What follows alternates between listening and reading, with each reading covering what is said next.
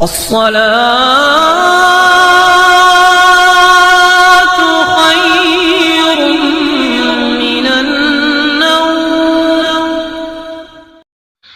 देश में आजकल गोबर से भरा हुआ माइंडेड लोग क्या किसी खास समुदाय से, खास जाति से इतना भी नफरत कर सकता है? क्या इतने भी उसके दिल में जहर भरा हुआ है कि वो किसी भी हद तक जा सकते हैं? जी हाँ दोस्तों, मैं बात कर रहा हूँ नरसिंह आनंद के बारे में।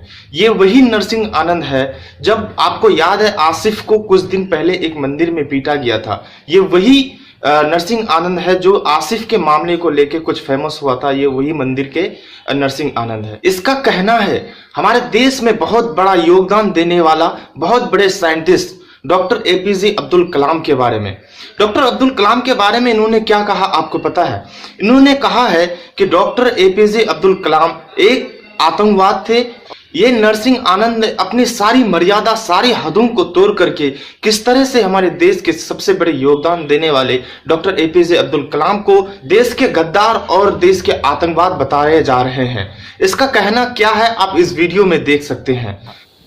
कल मैंने अपने फेसबुक पर यह लिखा था कि पाकिस्तान के एटम बम में अब्दुल कलाम का बहुत बड़ा हाथ है।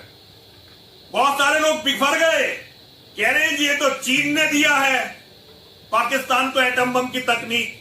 अरे मूर्खों, तुम्हें पता नहीं है, चीन ने तो आज तक किसी देश को एक प्लग बनाने की भी तकनीक नहीं दी।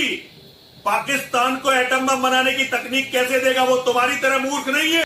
एकदम किल्ली निकल जाएगी, क्योंकि तुमने जिसको आधार बनाकर ये बताया है कि मुसलमान सबसे अच्छे होते हैं, वो भारत के सबसे बड़े जिहादियों में से एक था। सबसे बड़े दोस्तों, अपनी सारी मर्यादाओं को तोड़ करके किस तरह से ये गलत टिप्पणी दिया है, किस तरह से ये गलत बयानी कर रहा है। ना इसके पास कोई सबूत है, ना कोई तथ्य है, बस अपने फेम के लिए और अपना धंधे चलाने के लिए किस तरह से ये एक दूसरे को किस तरह से ब्लेम कर रहे हैं और किस तरह से एक खास समुदाय को टारगेट करके किसी को भी आतंकवाद कह देते हैं, किसी के ऊपर भी आतंकवाद का इल्जाम लगा देते हैं।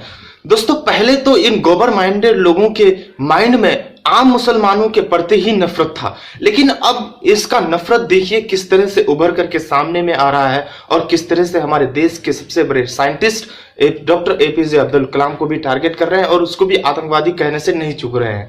दोस्तों, आपको बताता चलूं, ये बीजेपी का नेता का आप देखिए, इसका कहना है कि डॉक्टर एपीजे अब्दुल कलाम तो मुसलमान होके भी आतंकवाद नहीं थे। तो दोस्तों, इसका मतलब क्या निकलता है? ये आखिर ये कहना क्या चाहता है? क्या मुसलमान आतंकवाद होते हैं? क्या सारे के सारे मुसलमान आतंकवाद होते हैं? इसका कहने का मतलब क्या है आप इस बातों से अंदाजा लगा सकते हैं।